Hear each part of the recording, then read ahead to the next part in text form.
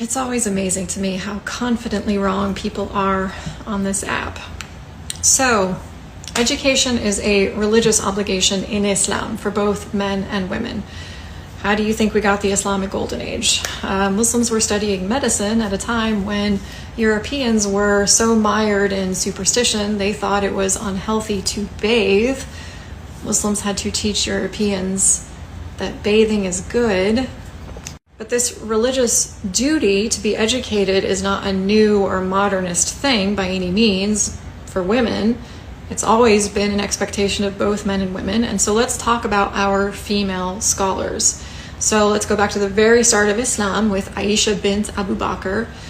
She was a prolific transmitter of hadith, and she was a teacher. People traveled from all over Arabia to learn from her, and she taught male jurists, which means, yes, she taught Sharia. Next, we have Salama. She was highly respected for her wisdom and her knowledge of the Quran, and she also issued legal opinions called fatwas. Next, we have our heaviest hitter, Fatima al-Fihri, because she established the world's first university. Oxford University was modeled after the institution that she founded.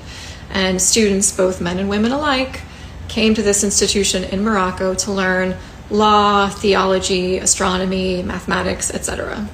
Next, we have Khadija al-Samarkandi. She was a scholar of Islamic jurisprudence, which means she was a scholar of Sharia, and she also engaged in public intellectual debates with male scholars. Next, we have Zainab bint al-Kamal. She was a teacher, and male scholars lined up to get their teaching licenses from her. Next, we have Aisha al-Bayunia. She was a prolific Sufi poet and scholar.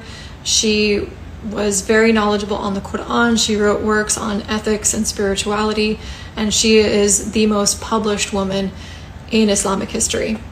Next, we have Shuda al-Baghdadiya. She was an amazing calligrapher, and she also taught both men and women in hadith sciences. And this was all before the 12th century. So what were European women doing at the time? Well, they had no legal standing or identity. They certainly couldn't be educated. If they had any skills or abilities at all, they were probably going to get burnt at the stake. They didn't even have a chance of being literate unless they were a noblewoman or entered a convent. So Islam is not the problem, and Sharia is not the problem, because so many of these women were in fact scholars of Sharia and added to the legal and ethical framework that is Sharia.